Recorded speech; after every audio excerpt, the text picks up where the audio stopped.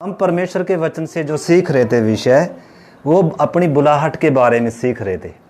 और जब हम अपनी बुलाहट के बारे में सीख रहे थे तो हमने अब्राहम के जीवन से सीखना क्या किया था, आरंभ किया था। अब्राहम विश्वासियों का पिता है।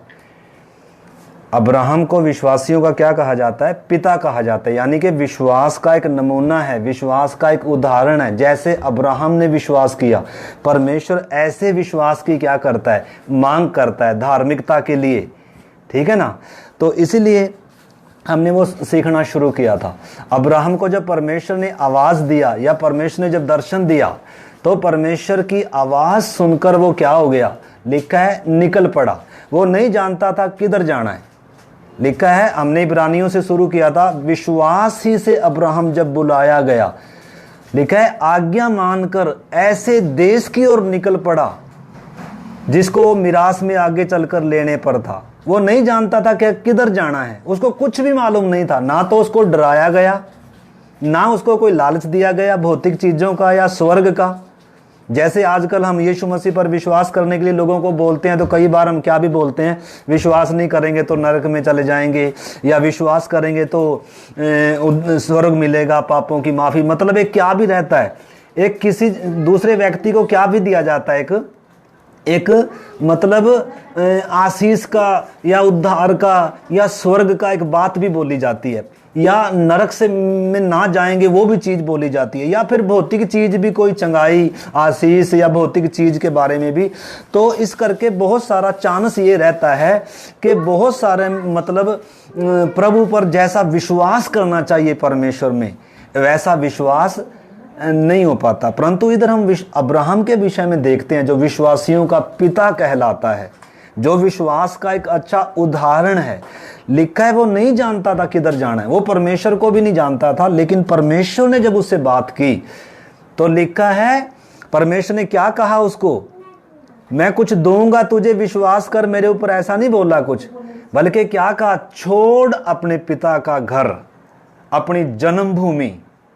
और अब्राहम लिखा है उसी समय दोबारा परमेश्वर ने उसको बोलने की क्या नहीं मिला मौका, एक बार बोला उसको। यानी कि विश्वास की जो नींव है, जहां से परमेश्वर के साथ का एक संबंध एक व्यक्ति का आरंभ होता है, तो वो विश्वास की नींव क्या है?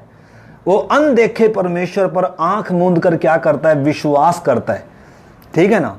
और शुरू से ही उसके अंदर क्या है? एक त्याग है विश्वास के कारण, परमेश्वर के कारण। कुछ छोड़ता है, वो कुछ पाने के लिए नहीं निकला।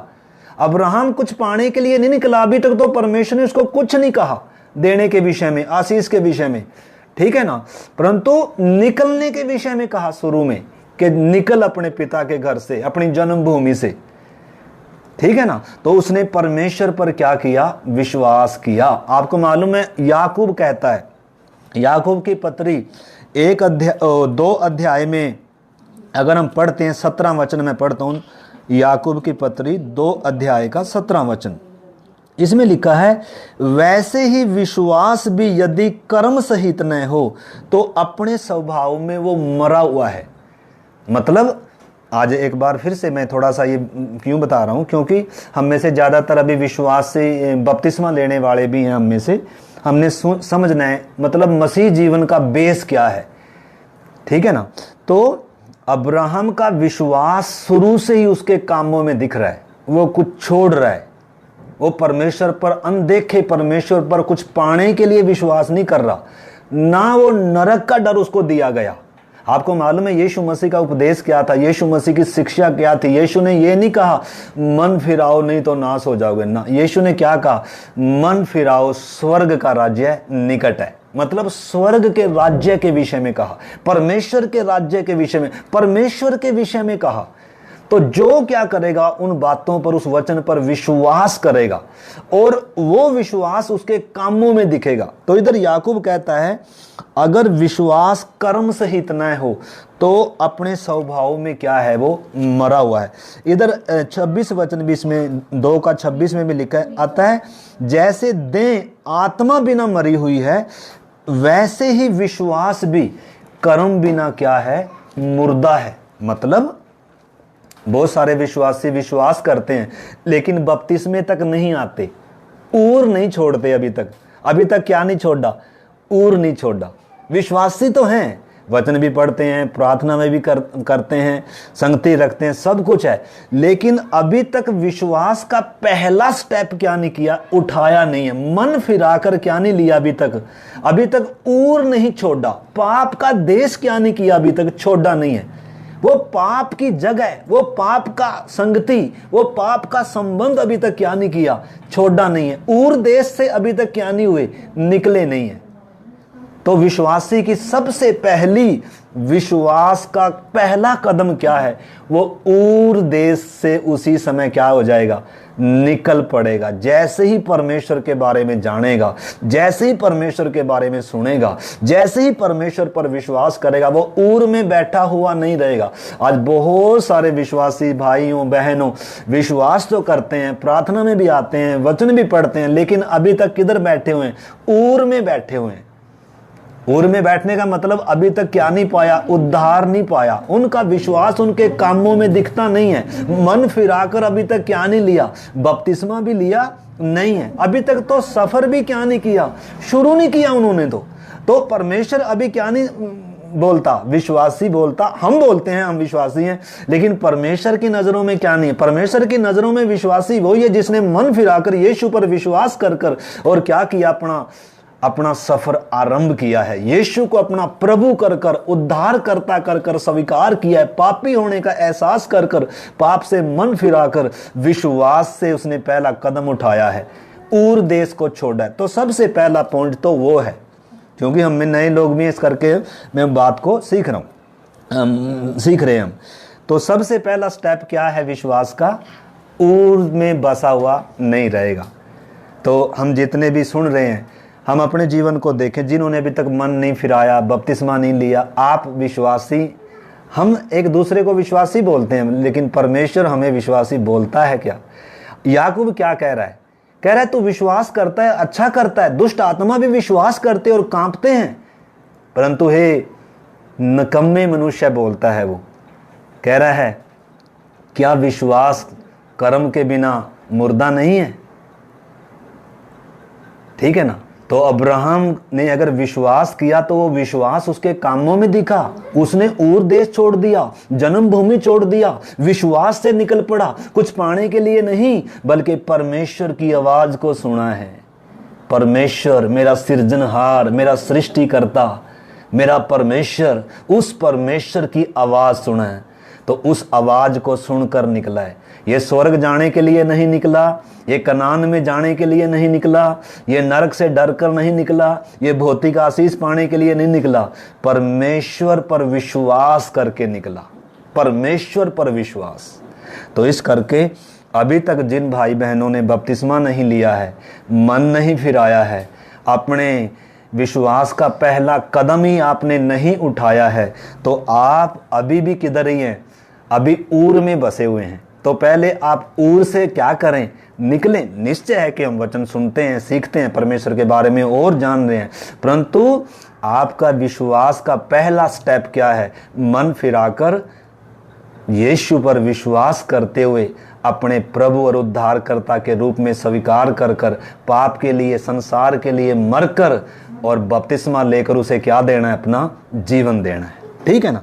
अब आगे दूसरे स्टेप में हम देख रहे थे, अब अब्राहम विश्वासियों का पिता है, स्टैंडर्ड का विश्वास है उसका विश्वास क्या है? बहुत ही स्टैंडर्ड का विश्वास है। तो जब वो विश्वास से निकला है, हमारी दृष्टि में अगर हम समझें, अगर उससे तुलना करें थोड़ा सा, तो हमने उद्धार पा लिया, ठीक है ना? परंतु अगला स्टेप जब हम देखते हैं, भले ही अच्छा विश्वासी है, स्टैंडर्ड का विश्वास है, लेकिन अभी भी चांस क्या है, संभावनाएं क्या हैं अपना, क्योंकि अभी उसका बाप क्या है? जिंदा है। हमने भी अगर उद्धार पा लिया तो अच्छा विश्वास है, तो भी बढ़िया विश्वास है, उद्धार पाया, मुक्ति पाई, परमेश्वर से मेल हो गया, तो भी हमारे अंदर एक तेरा जिंदा है। जैसे अब्राहम का बाप तेरा जिंदा था जो उसको चला रहा था, उसी प्रकार हम उद्धार पाए हुओं के अंदर एक तेरा या मैं और मेरा या हमारा अपना आपा अभी या बिगड़ा हुआ स्वभाव हमारा क्या है, जिंदा है। इसका मरना या इसका क्रूसित होना क्या है, बहुत ही जरूरी है। जैसे तब जब तक अब्राहम का पिता तेरा मरा नहीं, परमेश्वर ने उसे बात नहीं करी, उसको प्रतिज्ञाएं नहीं मिली, उसको वायदे नहीं मिले, परमेश्वर ने उसे दोबारा क्या नहीं करी, बात नहीं करी। यानी कि भले ही हमने उद्धार पाया है, परंतु अगर हम अपनी मर्जी से चल रहे हैं, अपने बिगड़े हुए स्वभाव के अनुसार चलने का पूरा चांस है, अगर उद्धार भी पा लिया है तो हमने, परंतु किधर जाकर ही बसेंगे, हमारा बिगड़ा हुआ स्वभाव हमें किधर बसाएगा, किधर ही लेकर जाएगा, हरान तक लेकर आएगा। बस हरान से आगे परमेश्वर इंतजार कर रहा है उसके पिता के मरने का। तो हमने पिछली बार देखा था, जैसे ही अब्राहम का पिता तेरा मरा, परमेश्वर की आवाज आ रही है। तो जब तक तेरा मर नहीं गया, तब के पहले के जीवन में और तेरा के मरने के बाद के जीवन में जमीन और आसमान का अंतर आ गया बातों में। अब अब्राहम को क्या मिल गई, वायदे मिल गए। उससे पहले वायदे नहीं थे, उससे पहले प्रतिज्ञाएं नहीं थी, उससे पहले परमेश्वर ने 5 बातें बोली। परमेश्वर ने, हमने उत्पत्ति 12 का 1 से हमने पिछली बार पढ़ा था, उसमें 5 बातें, मैं ये करूंगा, मैं तुझे आशीष दूंगा, मैं तुझे, वो परमेश्वर ने उसको बोला। परंतु ये कब बोला, जब तेरा क्या हो गया, उसका पिता तेरा मर गया, जो उसको लेकर चल रहा था, जो उसको अपनी इच्छा के अनुसार लेकर चल रहा था। तो उसी प्रकार हम उस चीज को देख रहे थे। परंतु जब अब्राहम का पिता तेरा मर गया, तो परमेश्वर की आवाज आ रही है, परमेश्वर उससे बात कर रहा है। और आपको मालूम है, न केवल वायदे प्रतिज्ञाएं अब्राहम को मिली, परमेश्वर की आवाज सुनी, बल्कि क्या भी है, अब अब्राहम के जीवन में वो समर्पण भी आ गया। वेदी बनाई उसने, पहली बार अब्राहम क्या बना रहा है, वेदी। वेदी दर्शाता है बलिदान को, वेदी दर्शाता है समर्पण को, वेदी दर्शाता है परमेश्वर के साथ के उस संबंध को। और दूसरी बात हम देख रहे थे, अब्राहम अब किस में आ गया, तंबू में आ गया। पहले अपने घर बना लिए थे उसने, हरान देश में 15 साल से बसा हुआ था। उसने सोचा शायद यही क्या है, यानी कि जब तक तेरा जिंदा है तब तक असली बुलाहट के विषय में क्या नहीं होगा, मालूम नहीं होगा। हमें भी अपने उस चीज को क्या करना है मेरे प्यारे भाई बहनों। हमने उद्धार पाया तो भी संभावनाएं हैं हर कदम पर, हर दिन, क्योंकि हमारे अंदर एक तेरा जिंदा है, हमारा स्वयं जिंदा है, हमारा बिगड़ा हुआ स्वभाव जिंदा है। अगर इसके अनुसार चलेंगे, अगर इसे मारेंगे नहीं, अगर इसकी इच्छाओं को मारेंगे नहीं, अगर इसे क्रूसित नहीं करेंगे, इसके लिए क्रूस ठहराया गया है। परमेश्वर ने उद्धार देने के बाद तेरा हमारे अपने आपे को मार नहीं दिया, हमने खुद मारना है उसको, हमने खुद उसको क्या करना है, क्रूसित करना है, हर दिन करना है। अन्यथा ये हमें किधर लेकर जाएगा, हरान में। परमेश्वर की आवाज को हमारे तक पहुंचने में क्या है, ये रुकावट है। परमेश्वर की आशीष, परमेश्वर की प्रतिज्ञाएं, वायदे हमारे जीवन में पूरे ना हो, उसके लिए रुकावट क्या है, हमारा अपना जीवन, हमारा अपना बिगड़ा हुआ स्वभाव, हमारी अपनी इच्छाएं, अभिलाषाएं। तो इसलिए जिन्होंने उद्धार नहीं पाया अभी तक, ऊर नहीं छोड़ा, वो भी समझ लें आप विश्वास का पहला कदम अभी तक उठाया नहीं है। ऐसा विश्वास उद्धार नहीं कर सकता। दूसरा, जिन्होंने उद्धार का उद्धार पा लिया, विश्वास से वो कदम उठाया, बपतिस्मा लिया है, आप कहां पर बसे हो, आप किसके चलाए चल रहे हैं, ठीक है ना। वो एक अगला सवाल आ गया, ठीक है ना। तो परमेश्वर कब तक बात नहीं करेगा, परमेश्वर कब तक अपनी उपस्थिति नहीं देगा, कब तक परमेश्वर की प्रतिज्ञाएं, वायदे हमारे जीवन में लागू नहीं होंगे, क्योंकि परमेश्वर की प्रतिज्ञा एक पवित्र जीवन के लिए, एक जयवंत जीवन के लिए, ठीक है ना। वो जीवन मिलना है तो तेरा का मरना जरूरी है, और तेरा के मरते ही वो वायदे मिल गए, प्रतिज्ञाएं पूरी होंगी और समर्पण आएगा, और परदेसी और यात्री समझकर क्या हो जाएंगे, चलना आरंभ करेंगे। तो अब्राहम के जीवन से हमने वो चीजें क्या करी थी, देखी थी। यानी कि जब तक तेरा नहीं मरेगा, परमेश्वर की नजदीकीपन को हम एहसास नहीं कर पाएंगे, क्योंकि प्रतिज्ञा है ना हमारे लिए। परमेश्वर ने कितनी प्रतिज्ञा कर रखी, कल की चिंता नहीं करना। और मतलब हर कदम पर हर दिन प्रतिज्ञाएं हैं, बीमारी के समय, दुख के समय, अकेले के समय, मतलब हर परिस्थिति में प्रतिज्ञा है परमेश्वर की, ठीक है ना। परंतु प्रतिज्ञा हमारे जीवन में पूरी नहीं होगी, ठीक है ना, अगर हम किसके अनुसार नहीं चल रहे, वचन के अनुसार और परमेश्वर की आत्मा के अनुसार। अब्राहम कब वचन के अनुसार चलने लगा? उत्पत्ति 12 अध्याय में, जब उसका पिता तेरह मर गया। कब उसका जीवन में वेदी आई? जब तेरह मर गया। कब उसके जीवन में परदेसी और यात्री बनकर चलने लगा? जब तेरह मर गया। तो वो चीज को मेरे प्यारे भाई बहनों हमने देखा था। अब तीसरी बात हम उसमें ये देखते हैं। अब आज हम उत्पत्ति 12 अध्याय में से पढ़ेंगे, 12 अध्याय का 10 आयत से लेकर और उसका हम 20 आयत तक पढ़ेंगे। तो इसमें थोड़ा सा जितना भी प्रभु हमें सिखाएगा उतना हम सीखने का प्रयास करेंगे, ठीक है ना। तो इसलिए आइए हम 12 अध्याय का 10 वचन से मैं पढ़ता हूं। उस देश में अकाल पड़ा। आपको मालूम है अब्राहम अच्छे विश्वास से, अच्छे समर्पण से, अच्छे परमेश्वर के प्यार से भरकर निकला। परंतु आपने समझना है, जैसे हम स्कूल में पढ़ते हैं, एक क्लास पास करने के बाद अगली क्लास आती है। अगर अब अब्राहम ने पहली क्लास को या दूसरी क्लास को भी अच्छे नंबरों से, पहली क्लास को अच्छे नंबरों से पास किया, उधर से निकला, दूसरी क्लास में भी अच्छे नंबरों से क्या हो गया, इधर पास हो गया। मतलब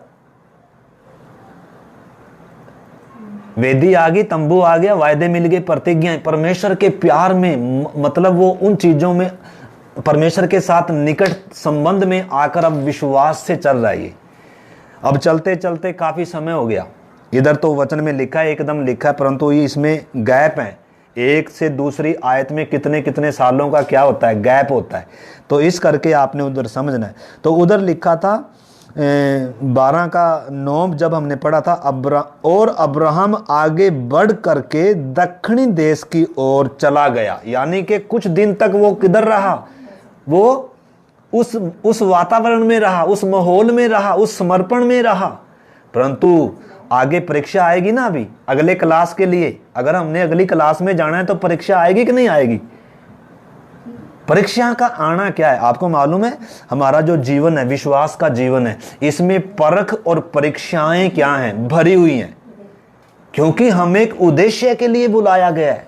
हमने अपनी बुलाहट को प्रमाणित करना है, हमने अपने बुलाए जाने को सिद्ध करना है, ठीक है ना। तो इसीलिए हमारे जीवन में परमेश्वर की परख आएंगी और शैतान के द्वारा पाप में गिराने की क्या आएंगी, परीक्षाएं आएंगी।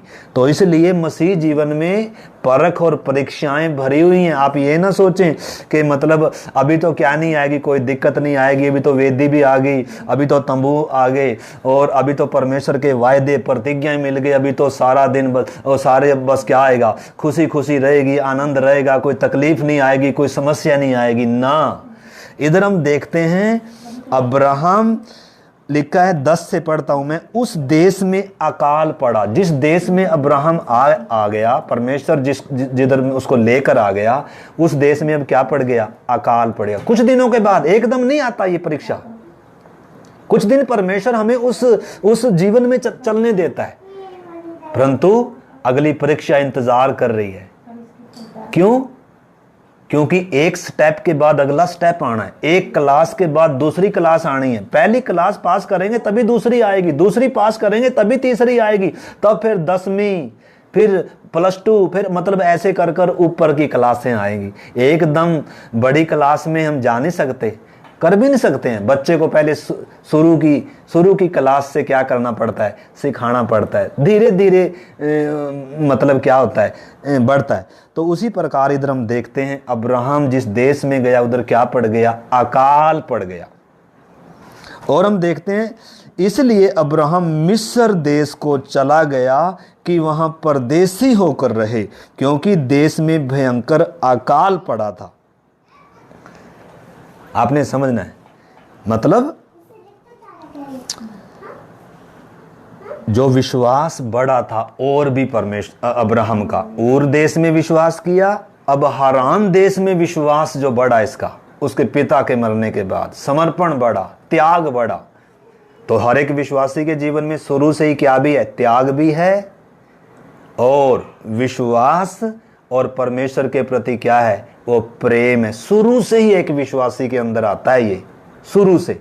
परंतु वो उतना ही नहीं रहता, और बढ़ता जाता है। और जितना जितना विश्वास बढ़ता जाता है उतना उतना विश्वास की क्या भी आती है, परख भी आती है। वो परखा जाना है विश्वास, विश्वास का परखा जाना अति अनिवार्य है, ठीक है ना। तो इसलिए हमारे जीवन में क्या आती हैं, ऐसी परीक्षाएं आती हैं, ऐसी परिस्थितियां परमेश्वर ही बनाता है। जिस देश में परमेश्वर लेकर आया उस देश में अकाल लेकर आ रहा है। कौन लेकर आ रहा है, परमेश्वर ही ऐसी परिस्थितियां बना रहा है। और अब देख रहा है कि अब्राहम क्या करेगा। तो अब्राहम को हम देखते हैं, अगर अब्राहम के पास हमारी तरह 66 किताबें होती, अगर अब्राहम की तरह परमेश्वर को मतलब उसके अंदर पवित्र आत्मा होता, अगर हमारी तरह अब्राहम के अंदर भी उद्धार का उतना अनुभव होता, परमेश्वर को उतना जाना होता, क्रूस को समझा होता, तो शायद अब्राहम ने एक भी गलती भी नहीं करना था। और इधर जब अकाल आया तो उधर परमेश्वर की इच्छा के बिना क्या भी नहीं करना था, उसने जाना भी नहीं था। हमारी तरह अगर फैसिलिटी अब्राहम को मिली होती, हमारी तरह अगर परमेश्वर को जितना हमने जान लिया उतना परमेश्वर को अब्राहम ने जाना होता, तो न तो उसने हारान में बसना था, न तो उसने पिता के उसके अनुसार चलना था, और न इधर जब मिस्र में अकाल आया किधर जाना था उसने, जब कनान में जिस देश में परमेश्वर लेकर आया, जब उसमें अकाल आया तो किधर नहीं जाना था उसने, किधर नहीं जाना था, मिस्र की ओर जाना नहीं था। जब अकाल आ गया तो अब्राहम ने क्या किया, नॉर्मल इतना उसको ज्यादा वो नहीं था। उसने सोचा, उसने अपने दिमाग से सोचा कोई बात नहीं, इस देश में अकाल आ गया तो मिस्र देश में चला जाता हूं, उधर परदेसी होकर मैं कुछ दिन क्या करूंगा, बिताऊंगा। यानी कि अपने दिमाग को, आपको मालूम है अगर हम देखते हैं आगे चलकर, याकूब जब मिस्र में आया, जब पहले यूसुफ आया था याकूब का बेटा, फिर याकूब अपने परिवार के साथ मिस्र में गया था, जहां वो फिर परदेसी होकर गए थे, लेकिन उधर गुलाम बन गए। आपको मालूम है मिस्र जाने से पहले याकूब ने परमेश्वर से प्रार्थना करी थी, क्या परमेश्वर मैं मिस्र में जाऊं। याकूब को परमेश्वर ने क्या दी, अनुमति दी कि तू मिस्र में जा अपने परिवार के साथ, और मैं तेरे साथ रहूंगा, और मैं तुझे वहां एक बड़ी जाति बनाऊंगा। और आगे ऐसे कर कर परमेश्वर उससे बात करी। मतलब मिस्र में जाने से पहले याकूब ने परमेश्वर से प्रार्थना करी, पूछा मैं जाऊं कि ना जाऊं। और एक जगह हम उसमें ये आप 46 अध्याय में पढ़ सकते हैं, याकूब ने परमेश्वर से पूछा था कि मैं मिस्र में जाऊं या नहीं जाऊं। और उसके अलावा 26 अध्याय में इसहाक के बारे में, जो अब्राहम की संतान था, इसहाक के समय में भी अकाल आया। जो देश परमेश्वर ने कनान वायदा करके दिया था, उस देश में भी क्या है, समस्याएं हैं, अकाल आए आप ये ना सोचे परमेश्वर ने हमें उद्धार दे दिया, अब आत्मिक जीवन मिल गया, मसीह जीवन में तो अब सदा क्या रहेगा, आनंद ही रहेगा, खुशी ही रहेगी, कोई समस्या नहीं आएगी, कोई दुख नहीं आएगा, कोई तकलीफ नहीं आएगा। जब आप विश्वास से चलेंगे तो समस्याएं क्या हैं, आएंगी। एक समस्या के बाद अगली समस्या आएगी, एक परीक्षा के बाद अगली परीक्षा आएगी। सबको क्या करना है, पास करना है।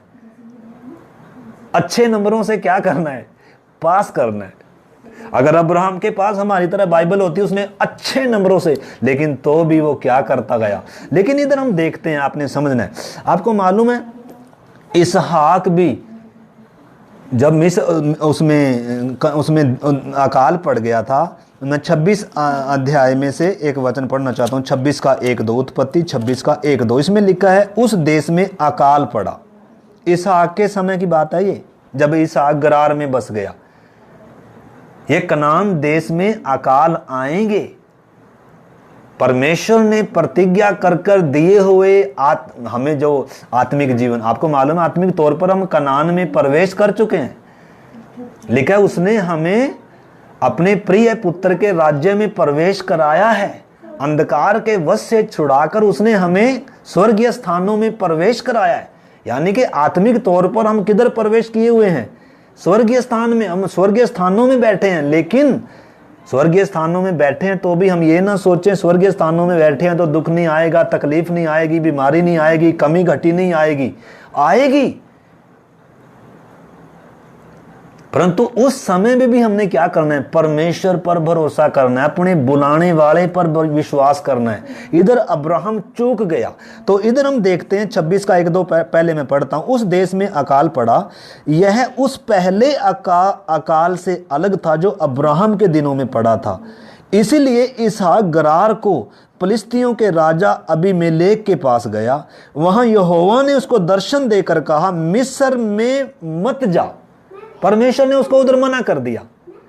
इसहाक को मिस्र में जाने से मना कर दिया। याकूब को परमेश्वर ने कहा कि तू मिस्र में चला जा, मैं तेरे साथ रहूंगा। परंतु अब्राहम को कुछ नहीं बोला। जब मिस्र में अकाल आया, आपको मालूम है इधर इसहाक किधर बस गया? गरार में बस गया। और लिखा उस साल उसने क्या किया? उधर खेती बाड़ी करी और परमेश्वर ने 100 गुना उसको क्या दिया? फल दिया। 100 गुना उसको क्या दिया? फल दिया। ठीक है ना? तो मेरा कहने का मतलब है, अब्राहम के जीवन में जब ये भारी समस्या आ रही है, अकाल आ गया, परमेश्वर बात नहीं कर रहा है। क्यों? क्योंकि ये विश्वासियों का पिता है।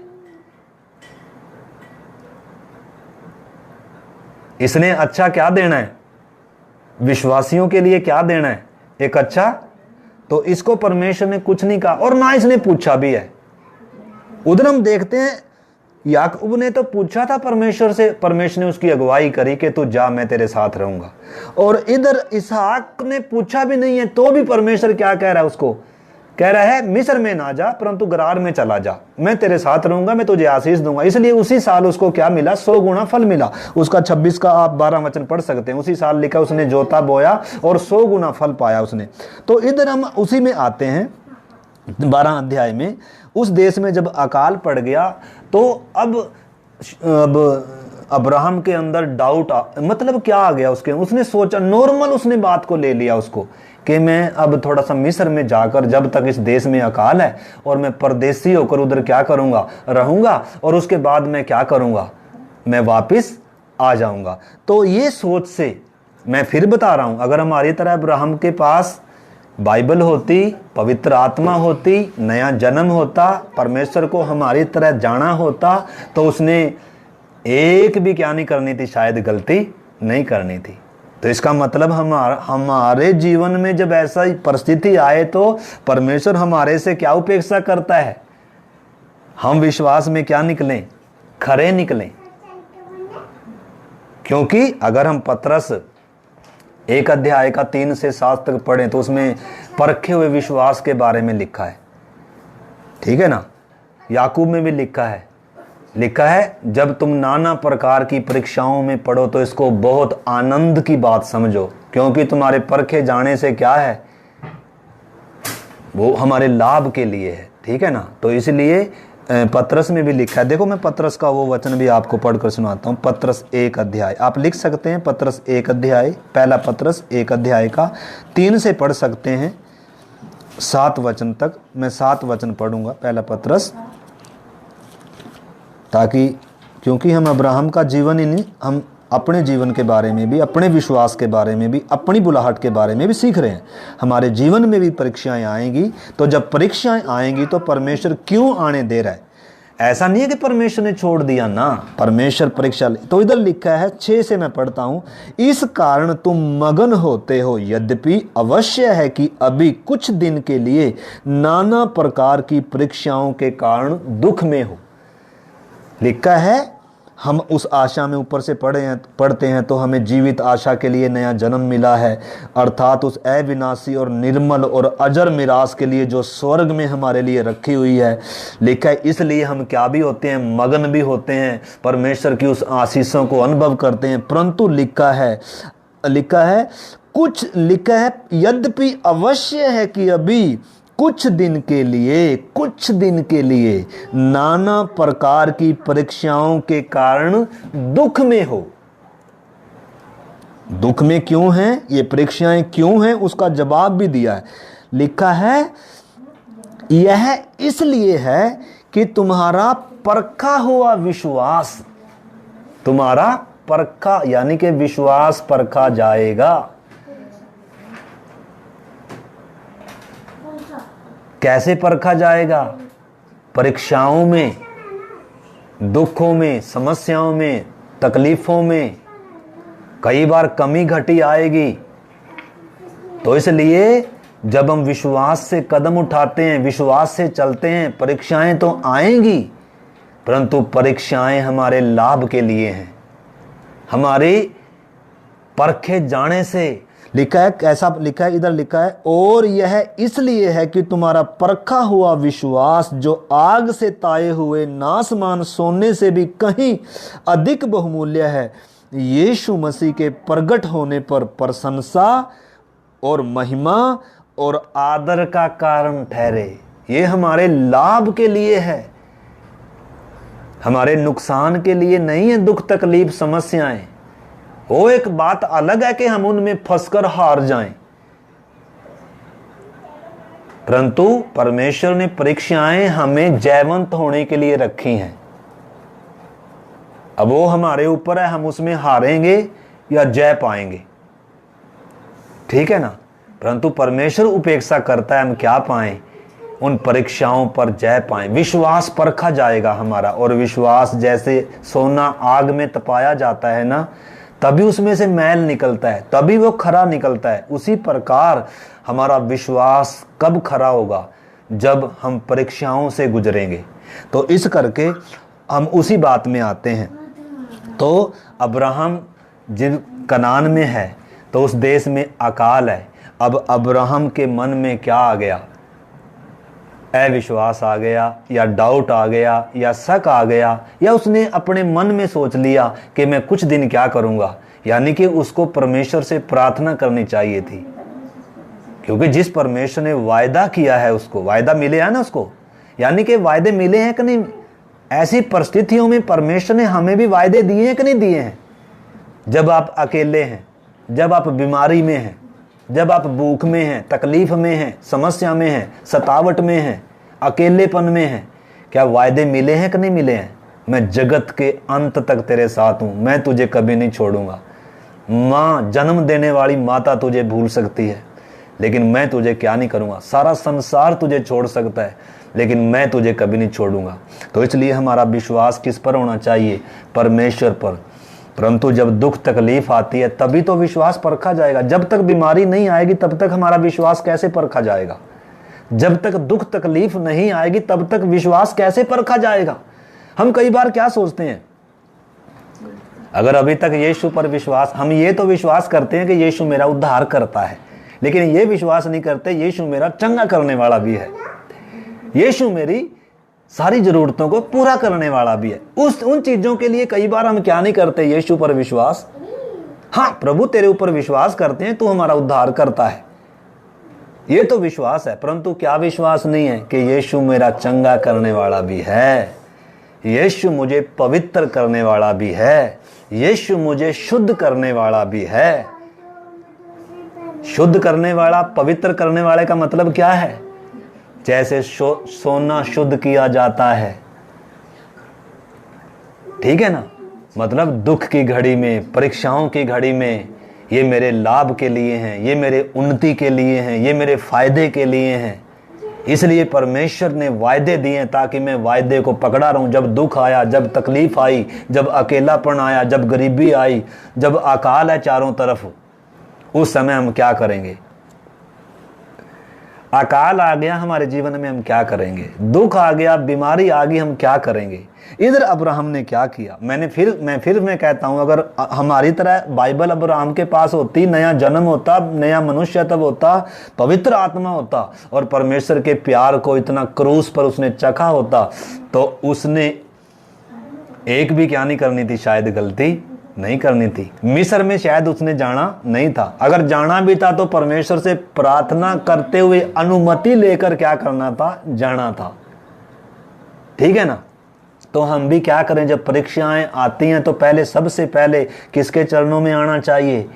परमेश्वर के चरणों में आना चाहिए। इससे पहले कि डॉक्टर के पास जाएं, इससे पहले कि कहाँ जाएं, अपने तरीके से अपनी समस्याओं का समाधान करें। हम क्या करते हैं अक्सर, कई बार परमेश्वर पर यह तो विश्वास कर लिया कि वो मेरा उद्धार करता है, लेकिन ये विश्वास नहीं है कि वो मेरी सारी ज़रूरतों को पूरा करने वाला है, वो मुझे बीमारी से भी चंगा करने वाला है।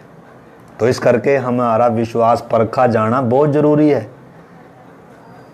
अगर अभी तक विश्वास परखा नहीं गया, जब विश्वास की परख आती है उस समय बीमारी जाएगी नहीं। आपने उस विश्वास को क्या ही करना है, उस परीक्षा को पास ही करना है आपने। जब तक वो परीक्षा पास नहीं होगी, अगली क्लास में परमेश्वर लेकर नहीं जाएगा। तो अभी तक अगर परमेश्वर पर, यीशु पर ये पूरा भरोसा नहीं है, विश्वास नहीं है, तो हम आगे चल नहीं पाएंगे उसके साथ। परमेश्वर के साथ अब तभी चल पाएंगे जब उसके ऊपर मेरा पूरा भरोसा होगा, पूरा विश्वास होगा कि ये मेरे भलाई के लिए है, जो भी मेरे जीवन में आ रहा है ये मेरे लाभ के लिए, मेरी उन्नति के लिए है। परमेश्वर ने मुझे छोड़ नहीं दिया। परमेश्वर की ताकत कमजोर नहीं होगी, मैं बीमार हूं, परमेश्वर की चंगा करने वाली ताकत आज कमजोर नहीं है, परंतु ये मेरे लाभ के लिए। इसलिए जब दुख, तकलीफ, समस्या आती है, गरीबी आती है, सतावट आता है, निंदा, बदनामी आती है, उस समय ही तो विश्वास परखा जाता है। लेकिन उसी समय हम क्या हो जाते हैं, अपने विश्वास में खरा निकलने की बजाय हम किस पर आश्रित हो जाते हैं, परमेश्वर के निकट आने की बजाय, परमेश्वर पर आश्रित होने की बजाय। क्योंकि वायदे क्यों दिए हमें, प्रतिज्ञाएं क्यों मिली हैं हमें, ताकि ऐसी परीक्षाओं में, ऐसी परिस्थितियों में उस वायदे को पकड़ कर क्या हो जाएं, बैठ जाएं। प्रभु तूने वायदा किया है मेरे कोड़े खाने से तुम चंगे हुए हो, तूने वायदा किया है मैं तुझे कभी छोड़ूंगा नहीं। तुम पहले उसके राज्य और उसकी धार्मिकता खोज करो, तुम्हारे सिर के बाल भी क्या है, गिने हुए हैं। तो कितने वायदे हैं हमारे लिए, परंतु वायदों का फायदा ही क्या है। अगर जब परिस्थिति हमारे जीवन में आए तो हम वायदे को क्या ही नहीं करते हैं, पकड़कर उस परिस्थिति का क्या नहीं करते, जब सामना नहीं करते। तो इधर हम देखते हैं मेरे प्यारे भाई बहनों, हम प्रार्थना भी करेंगे। तो इधर अब्राहम जैसे जैसे विश्वास बढ़ रहा है तो विश्वास क्या भी किया जा रहा है, परखा जा रहा है। यानी कि परख और परीक्षाएं परमेश्वर का क्या है, स्कूल है। इस स्कूल में से हर एक ने क्या करना है, परमेश्वर के स्कूल में से, परमेश्वर की यूनिवर्सिटी में से हमने क्या होना है, पास होना है। जैसे हम ये जो स्कूल होते हैं जहाँ बच्चे पढ़ते हैं, शिक्षा पाने के लिए जाते हैं, स्कूल में क्या लेते हैं, एडमिशन लेते हैं। 1 क्लास 2 क्लास 3 क्लास क्या करते हैं, तैयारी के साथ करते हुए पास करते हैं। उसी प्रकार परमेश्वर के स्कूल में एडमिशन लेना है, परीक्षाओं के लिए तैयार होना है। परख और परीक्षाएं परमेश्वर को अपने जीवन में काम करने की अनुमति देना है। परमेश्वर तू मेरा कुम्हार है, मैं तेरे हाथों की मिट्टी हूं, तू मुझे जैसा चाहे मुझे बना, तेरी इच्छा मेरे जीवन में क्या हो, पूरी हो। वचन रोमी 8:28 कहता है जो लोग परमेश्वर से प्यार करते हैं उनके लिए लिखा है सब बातें मिलकर भलाई उत्पन्न करती हैं। चाहे दुख आ गया, तकलीफ आ गया, एक्सीडेंट हो गया, कुछ भी हो गया,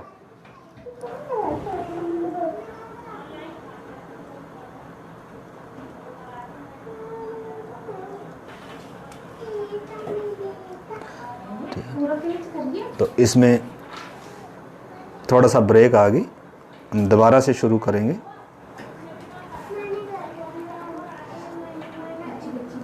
दोबारा से हम शुरू कर रहे हैं, प्लीज़ करके आप थोड़ा सा रुकिए। रिकॉर्डिंग हो रही है, बीच वाले बटन को क्लिक करने से रुक जाएगा या सेव हो जाएगा? बीच वाले बटन को क्लिक करने से रुक जाएगा ना, या सेव हो जाएगा? तो हम देखते हैं परमेश्वर का प्रतिज्ञा किया हुआ देश जो परमेश्वर ने दिया उसमें क्या भी है, उसमें अकाल आ रहा है। और जब अकाल आ रहा है तो क्या करना चाहिए, परमेश्वर ने प्रतिज्ञा दे रखी, वायदे कर रखे, उन वायदों को क्या करना चाहिए, पकड़कर खड़े हो जाना चाहिए। हर तूफान में खड़े हो सकते हैं वायदे को पकड़कर, ठीक है ना। तो इसलिए इधर हम जब देखते हैं, अब अब्राहम के अंदर क्या आ गया, जब वो किधर चला गया, लिखा है क्योंकि देश में भयंकर अकाल पड़ा था। फिर ऐसा हुआ कि मिस्र के निकट पहुंचकर उसने अपनी पत्नी सारा से कहा, सुन, मुझे मालूम है कि तू एक सुंदर स्त्री है, और जब मिस्री तुझे देखेंगे तब कहेंगे यह उसकी पत्नी है। इसलिए मुझको तो वो मार डालेंगे, पर तुझको वो जीती रख लेंगे। अतः यह कहना, मैं उसकी बहन हूँ, जिससे तेरे कारण मेरा कल्याण हो और मेरा प्राण बचे। अब इधर बात को समझना आपने। जब अकाल आ गया, अब अब्राहम मिस्र में चला गया, और मिस्र में जाकर इसके अंदर क्या आ गया? अब डर आ गया। देखो, वायदा पाया हुआ व्यक्ति है, एक अच्छा विश्वासी है, एक समर्पित विश्वासी है, लेकिन परिस्थिति कई बार ऐसी आएगी उद्धार पाने के बाद भी, हमें मतलब हमारे अंदर क्या रहता है? अपना दिमाग, अपनी बुद्धि है। कई बार हम अपनी बुद्धि से अब ऐसा फैसला ले लेंगे, परमेश्वर की इच्छा से क्या निकल जाएंगे? बाहर निकल जाएंगे। अब्राहम परमेश्वर की इच्छा से क्या निकल गया? बाहर निकल गया।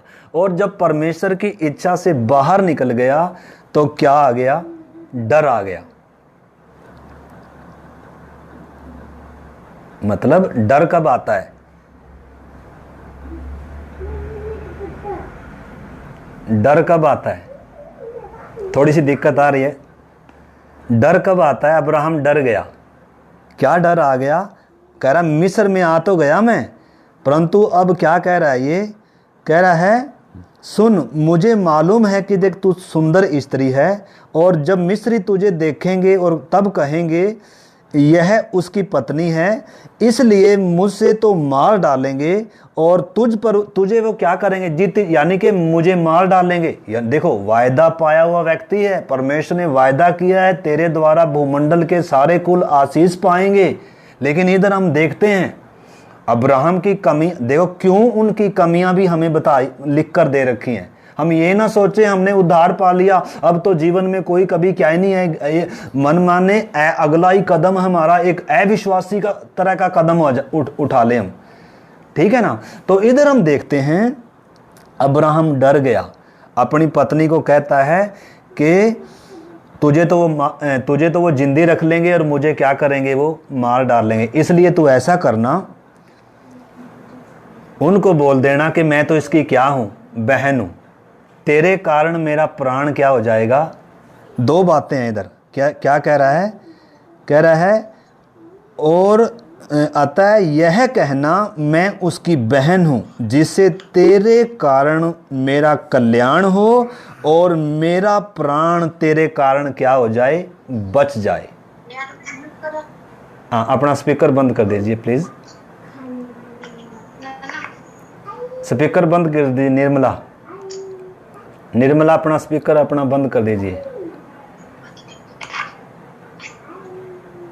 हाँ, अभी हम प्रार्थना करने जा रहे हैं। देखना, थोड़ा प्रार्थना के साथ इस चीज को समझने का प्रयास करना। हर समय संभावना रहती है, हर समय हमारे जीवन में एक क्या रहता है? एक ये खतरा रहता है, संभावनाएं हैं कि हम एक समय अच्छे विश्वासी हैं, अगले ही समय हम क्या भी हो सकते हैं? एक अविश्वासी की तरह क्या कर सकते हैं? कदम उठा सकते हैं। इसलिए तो लिखा है, डरते और कांपते हुए अपने अपने उद्धार के काम को क्या करो? पूरा करो। क्यों लिखा है डरते और कांपते हुए अपने अपने उद्धार के काम को पूरा करो? क्योंकि भले ही हम अच्छे विश्वासी हैं, हमारे जीवन में हर कदम पर संभावना है कि हम ऐसा कदम उठा लें कि अविश्वासी की तरह कदम उठा लें। अब्राहम ने वही किया।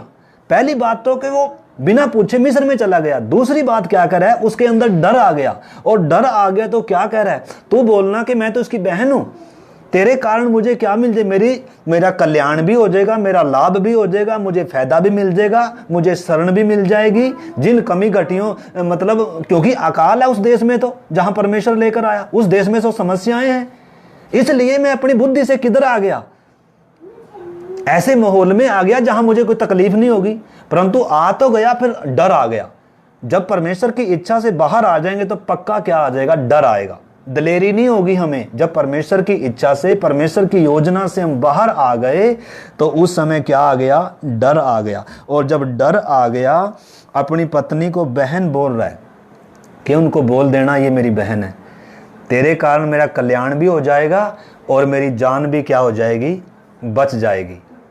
देखो, अच्छा विश्वासी, समर्पित विश्वासी, यानी कि हमारे जीवन में ऐसी ऐसी भी क्या आएंगी? क्या आती हैं? परीक्षाएं। और जब परीक्षाएं आती हैं ना, तब कुछ भी नहीं दिखता। जब दुख आ गया ना, बीमारी आ गई, तब विश्वास क्या नहीं होता, दूर दूर तक भी क्या नहीं आता, नजर नहीं आता।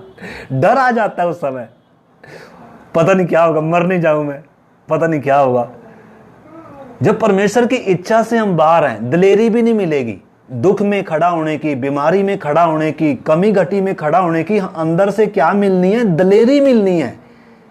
अब्राहम परमेश्वर की इच्छा से जब बाहर निकल गया, उधर डरा हुआ है। डरा हुआ क्यों है? क्यों डरा रहा है भाई तुझे? क्योंकि परमेश्वर की उपस्थिति से निकल गया। और जब निकल गया तो आगे क्या कर रहा है?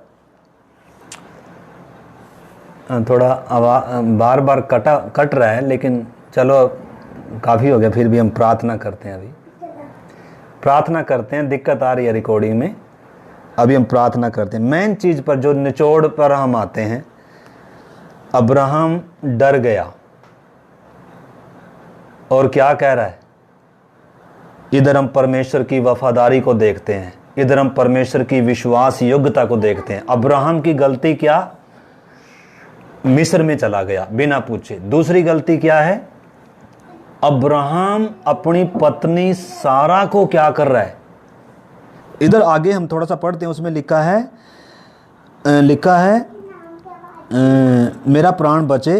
फिर ऐसा हुआ कि जब अब्राहम मिस्र में आया, तब मिस्रियों ने उसकी पत्नी को देखा कि वह अति सुंदर है, और फिरौन के हाकिमों ने उसको देखकर फिरौन के सामने उसकी प्रशंसा की, और इसलिए वह स्त्री फिरौन के घर में पहुंचाई गई। और आगे लिखा है,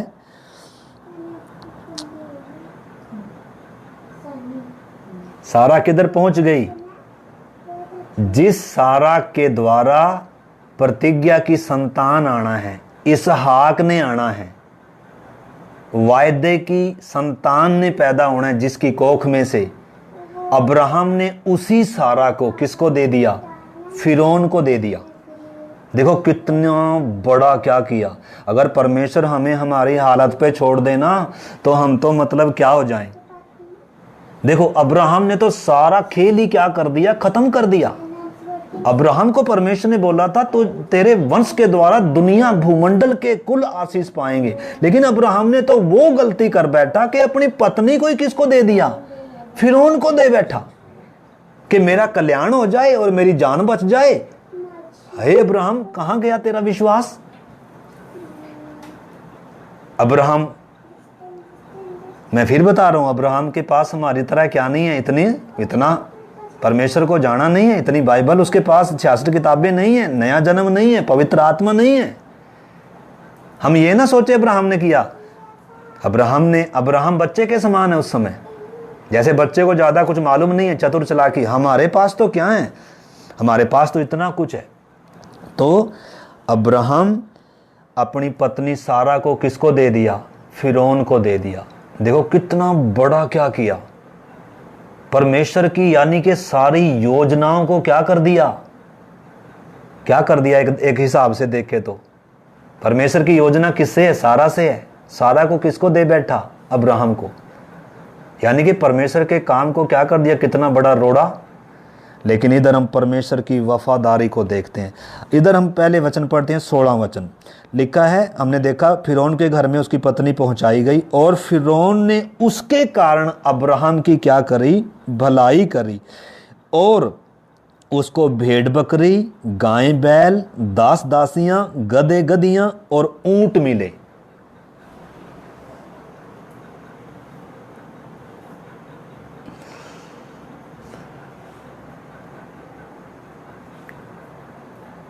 अब्राहम ने अब्राहम ने बदले में क्या लिया? सारा को देकर बदले में क्या लिया अब्राहम ने? इधर लिखा है फिरौन के घर में फिरौन ने उसके कारण अब्राहम से भलाई करी और उसको भेड़ बकरी, गाय बैल, और लिखा है दास दासियां और गधे गधियां और ऊंट मिले। अब्राहम तो फिरौन से रिश्तेदारी बनाकर बैठ गया। अब्राहम तो फिरौन का साड़ा बनकर बैठ गया। अपनी पत्नी सारा को फिरौन को दे दिया और बदले में क्या ले लिया? बदले में गधे गधियां ऊंट बकरी ये ले लिया, दास दासियां ले ली।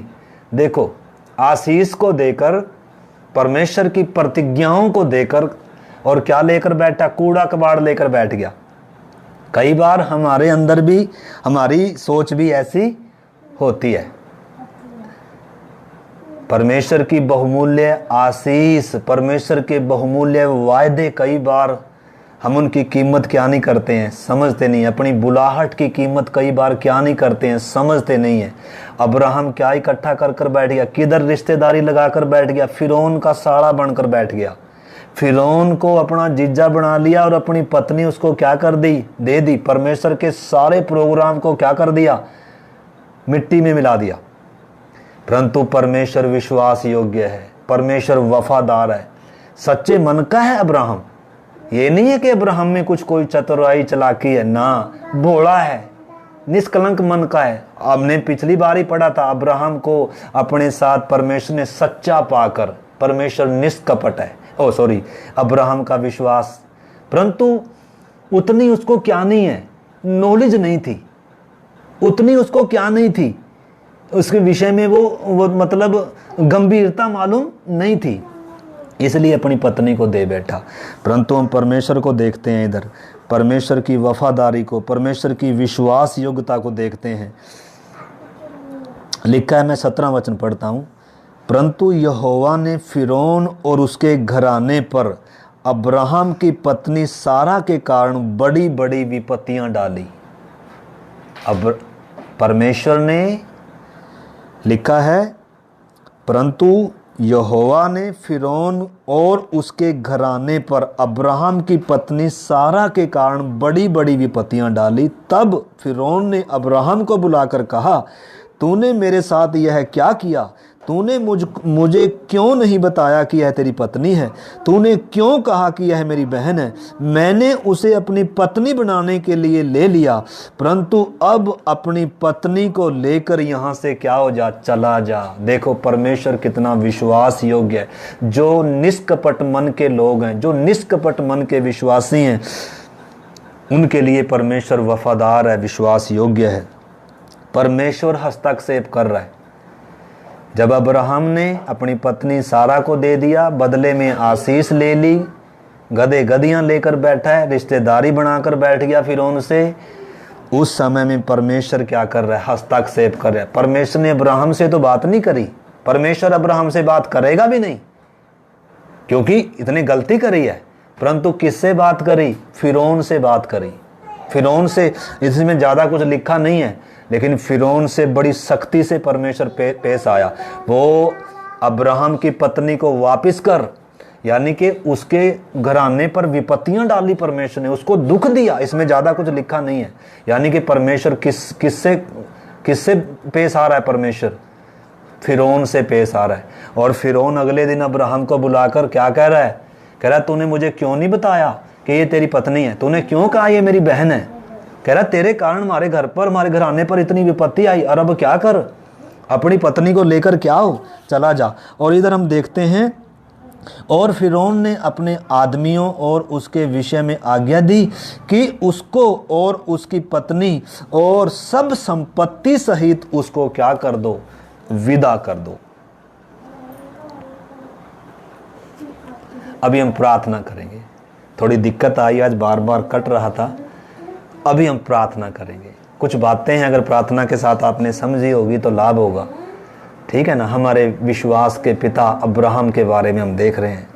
हमारा विश्वास कैसा विश्वास की मांग करता है परमेश्वर, और परमेश्वर कैसे अपने बुलाए हुए के लिए वफादार है। परमेश्वर ने अब्राहम से तो बात नहीं करी, लेकिन फिरौन को पकड़ लिया रात को, उसके घराने में विपत्तियां डाली और उसको बोला मेरे दास अब्राहम की, मेरे मित्र अब्राहम की पत्नी को उसको वापस कर। यानी कि फिरौन ने बुलाकर उसको धन संपत्ति भी जो दिया था वो भी वापस कर दिया और पत्नी को भी क्या कर दिया, वापस कर दिया। एक वचन आप पढ़ सकते हैं, उसमें तीमुथियुस में लिखा हुआ है, वो वचन पढ़कर प्रार्थना करेंगे। तीमुथि की पत्री में लिखा हुआ है परमेश्वर विश्वास योग्य, अगर हम अविश्वासी भी हों तो भी परमेश्वर विश्वास योग्य बना रहता है। वो वचन पढ़कर हम प्रार्थना करेंगे। एक वचन पढ़कर मैं प्रार्थना करता हूँ। तीमुथियुस की पत्री में लिखा है, परमेश्वर की विश्वास योग्यता के बारे में लिखा है, परमेश्वर की वफादारी के बारे में लिखा हुआ है। अब्राहम के साथ परमेश्वर विश्वास योग्य था। परमेश्वर अपने विश्वास करने वालों के साथ विश्वास योग्य रहता है, सच्चा है हमारा बुलाने वाला, वचन में लिखा है। इधर में लिखा है, मैं उस वचन को पढ़ना चाहता हूँ ताकि हम प्रार्थना करें। हालेलुया, धन्यवाद प्रभु, धन्यवाद प्रभु। तीमुथियुस की पत्री और उसका हम पढ़ते हैं। हालेलुया, धन्यवाद प्रभु। हाँ, दूसरा अध्याय है तीमुथियुस की पत्री, दूसरा अध्याय। दिक्कत आ रही काफी ना। दूसरा तीमुथि, दूसरा अध्याय और उसका हम 13 वचन पढ़ते हैं। यदि हम अविश्वासी भी हों, दूसरा